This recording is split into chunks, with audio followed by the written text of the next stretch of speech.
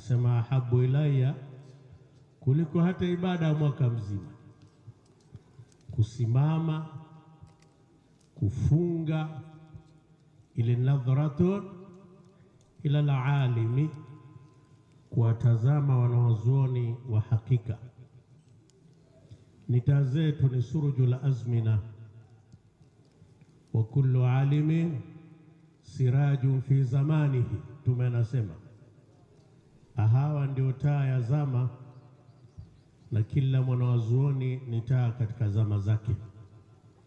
Kwa ni fahari yetu tukiwa tuna wazee wetu hawa ambao wametabahari katika ilmu katika umri wao wote na wakaitumikia. Ni fahari yetu. Hadhara hii kwa taarifa ninavyojua ni hadhara iliyoandaliwa na vijana. Ni jambo la kupongezwa sana, na Mungu azidishe kheri, kwa sababu mmejua matumizi mazuri ya umri. Thamani ya umri wote wa hii dunia umo katika ujana, na ndio sababu ukisikia mtu yoyote maarufu katika hii dunia au aliwahi kuwa maarufu, fahamu yote hayo yamo katika ujana, yalipatikana katika ujana. Hata Imamu Shafi'i rahmatullahi alayhi leo tumtamka na tumtaja kuliko mzee mwingine yoyote katika miji yetu. Kwa sisi Waislamu, wazee ambao wametuzaa hawana umaarufu kama Imam Shafi'i rahmatullah, ambaye hatujawahi kuishi naye,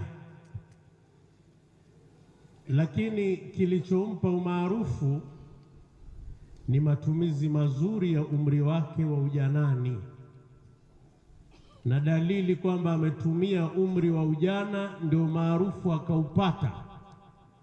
Na umaarufu wenyewe ni katika dini, ni yeye kufa akiwa na umri wa miaka 53.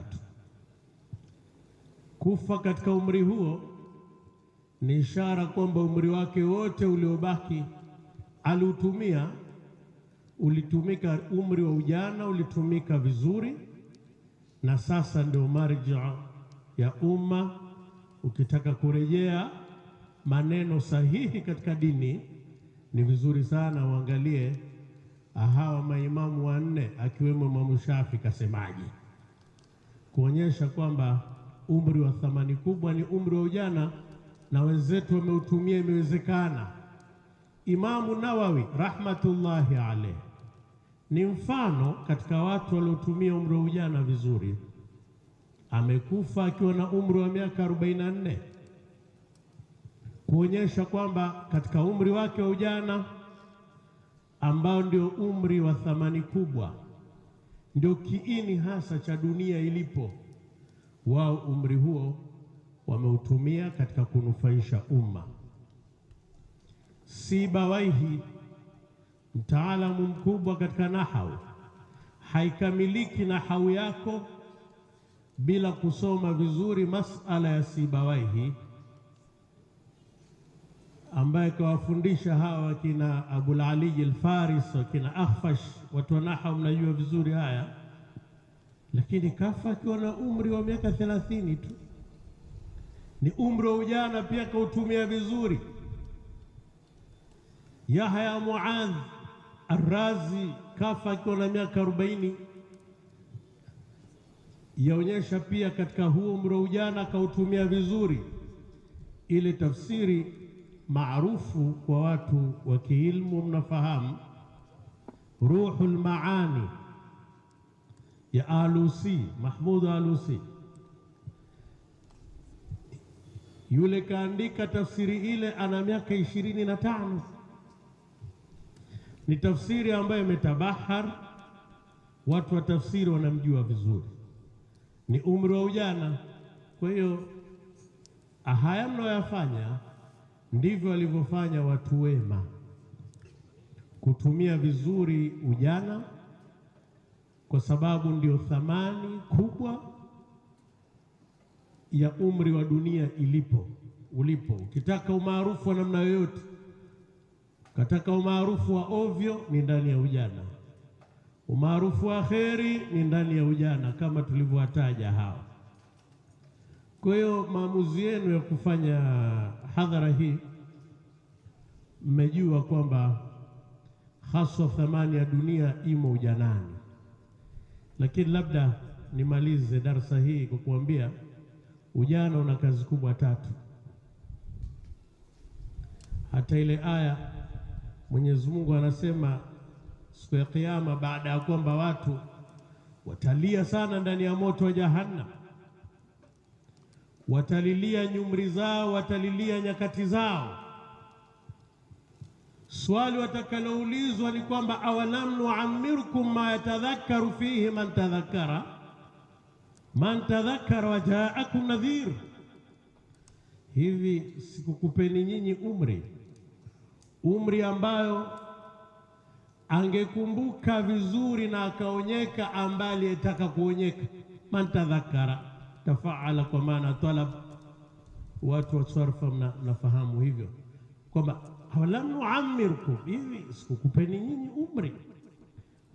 umri ambao yatadhakkaru fihi man tadhakkar, kwamba angekumbuka ambaye angependa na akataka kukumbuka, au angeonyeka ambaye angetaka kuonyeka. Wajaakum nadhir. Lakini ule mufassirun takriban wote sema aya hii inazungumzia umri wa ujana. Sasa ndio umri ambao mtu anaweza akakumbuka, umri ambao mtu akikumbuka anaweza akafuata, na akifuata anaweza akakubalika mbele ya Allah, ni umri wa ujana. Sasa unapoanza hapa kwenye umri wa miaka 50 hapa kisaikolojia ni umri ambao wa kuvunwa. Hata kule katika adabu dunia wa din, mwenye adabu dunia wa din kaita umri wa miaka 50 ni umrul hasad, ni umri wa mavuno, kwamba unavunwa kitu kimoja kimoja. Na mimi nauita ni umri wa kulipia viungo vya Allah subhanahu wa ta'ala. Unajua umri wetu umegawanyika sehemu mbili. Kuna umri wa kutumikiwa na viungo ambavyo Mungu amekupa: macho, miguu, figo, moyo, kila kitu. Lakini kuna umri ambao hivi viungo utavilipia, na baadhi yetu tuendelea kulipia, kwamba hutoki mpaka unywe dawa. Ile dawa kwa ni bure, sumenda pharmacy. Kichwa kikae vizuri mpaka ule dawa. Na ndio maana sasa hivi ile jidrinki ndio kinywaji ambacho kinachonywa kuliko kitu kingine chochote, ni kulipia umri ule. Mara nyingi ajabu ni hivyo, watoto wadogo ndio wanakunywa ile jidrinki.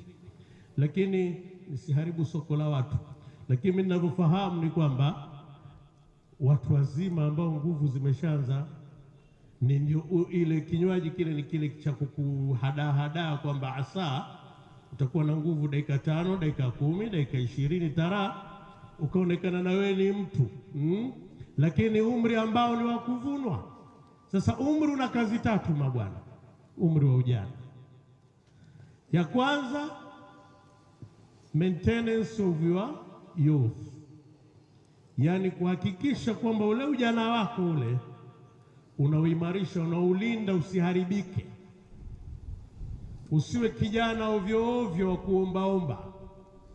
Lakini la pili ni umri wa kutengeneza akhira yako, au umri wa kuandaa uzee wako. Vile utakavyoishi ujanani, jua ndio unafanya maamuzi ya kwamba uzeeni uishi vipi. Ukiamua katika ujana shughuli zako ni ukabaji, jua uzeeni umeamua kuwa ombaomba. Sasa ukabaji wataka ujana, ndivyo sivyo? Umeamua lakini uzeeni kuishi kwa tabu, kuombaomba.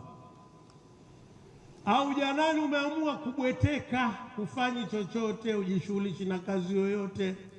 Fahamu pia Uzeeni umehitaji tabu, umehitaji kubweteka. Ama ni mtu wa starehe sana ujanani, fahamu uzeeni umeamua kuwa mgonjwa. Ndivyo ilivyo. Kwa hiyo huu umri wa ujana huu ndio umri wa kuamua uzee wako uwe vipi. Ili lazima utafakari. Lakini sehemu ya tatu, umri wa ujana kazi yake ni kuiandaa akhera yako. Ndio sababu baadhi ya wafasiri waliofasiri ile falahum ajrun ghairu mamnun, pale Mwenyezi Mungu akisema kwamba thumma radadnahu asfala safilin illa alladhina amanu wa amilu salihat falahum ajrun ghairu mamnun, akielezea umbile la binadamu akasema, kisha tukawarudisha chini kuliko waliokuwa chini, isipokuwa tu wale ambao walioamini wakatenda matendo mema, wana malipo yasiyotindika, yani yasiyokatika. Wafasiri wakasema huku kurudishwa chini, baadhi yao chini ya walio chini ni kuwa mzee. Kuwa mzee sasa ni kikongwe, umerudishwa chini ya walio chini. Kimbia yako ni kudemadema, kamata yako ni mpaka mikono itetemeke.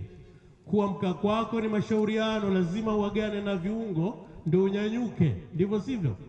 Thumma radadnahu asfala safilin. Naenda waliofasiri hapa kwamba ni uzee, asema illa alladhina amanu wa amilu salihat, isipokuwa wale walioamini na wakatenda matendo mema, falahum ajrun ghairu mamnun, wana malipo yasiyokatika. Maana yake nini? Kasema ni kwamba hata kama mtu ni mzee lakini ujanani alikuwa akifanya ibada zake, na uzeeni sasa analazimika aswali kwa kukaa, hawezi kusimama, basi ana malipo kama mtu ambaye anaswali huku kasimama. Lakini sharti ujanani uwe ulitambua hii swala, ulikuwa unaswali, ulikuwa huwezi, yani qiyamul layl unashindwa kwa sababu ya uzee, kusimama usiku au kufunga, basi una malipo. Kama ujanani ulikuwa unafanya vizuri. Sasa nikuulize wewe, kuanza kwako kuswali unaanza juu ya kiti, sasa waeleweka vipi mbele ya Mungu? Kwa ina maana ujana huu utumike vizuri, lakini bila kusahau kwamba 1/3 ya umri wetu ni kulala. 1/3 ya umri wako ni kulala. Binadamu lazima alale masaa 8. Useme mbona mimi usiku naingia nalala saa 8 na amka saa 10. Yale masaa 8 lazima yanapatikana. Utasinzia zikijumlishwa hizo sinzia zako, 8 ya watu itapatikana pale pale. Alhasil ni kwamba umri wa binadamu 1/3 ni kulala, na umri wa ujana ni miaka 20. Ni 20 mpaka 20 mpaka 40 ndio ukomo wa ujana. Ukishafika 40 unaitwa kijana mzee. Ukifika 60, 50 unaitwa mzee kijana. Ukifika 60 unaanza uzee rasmi. Kwa sasa mwenyewe utajijua wewe ni kijana mzee kijana. Maana kijana mzee nini? Ujana uko mwingi kuliko uzee ndani ya mwili, lakini tayari uzee ushapiga hodi ukifika 40. Sasa nikuambie, kama unalala 1/3 na hivi sasa una miaka 60, maisha ukiwa waona harakati zako ukiwa uko macho, ni miaka mingapi katika hii dunia? Ni 60 gawanya kwa 3, miaka 20. Ndivyo sivyo? Je, umri wa ujana ambao ni miaka 20, na ndani ya miaka 20 1/3 unalala, ujana ni miaka mingapi ukiwa kwenye harakati zako? 20 gawanya kwa 3 ngapi? Tufanye 8 hata 9, miaka 9 tu. Hiyo miaka 9 hiyo ndio inaweza kukuingiza peponi, au miaka 9 ujana ndio inaweza kukuingiza motoni. Almuhimu Vijana mmefanya jambo kubwa sana, na mimi binafsi naomba hadhara hii iwe ni dua itakayochochea mabadiliko na pia kufanikiwa katika shughuli zetu. Mungu atie wepesi harakati zenu za kila siku, na iwe ni sababu ya ujana huu kuzalisha leo aliozalisha wazee wetu waliotangulia mbele ya haki, mpaka fikra hii pia ikapatikana, ufahamu kwamba wako vijana ambao hivi sasa wako makaburini ndio walioasisi jambo hili. Sisi tufuata tu, sisi ni kopi mpaka mwisho. Kwa vijana wa nyinyi ambao mmefanya haya, tumuomba sana Mungu ajalie ni sababu ya mafanikio ya dunia yenu na akhera, lakini ni sababu ya kufungukiwa na mabadiliko katika maisha. Mimi ni msemaji, ninajua athari ya maneno mengi, na ninajua kwamba nimezungumza maneno mengi, na ninajua maneno mengi yanakera. Kwa nataka radhi pia kwa kurefusha haya maneno. Wassalamu alaikum wa rahmatullahi wa barakatuh. Wa alaikum assalam wa rahmatullahi wa barakatuh. Shukran.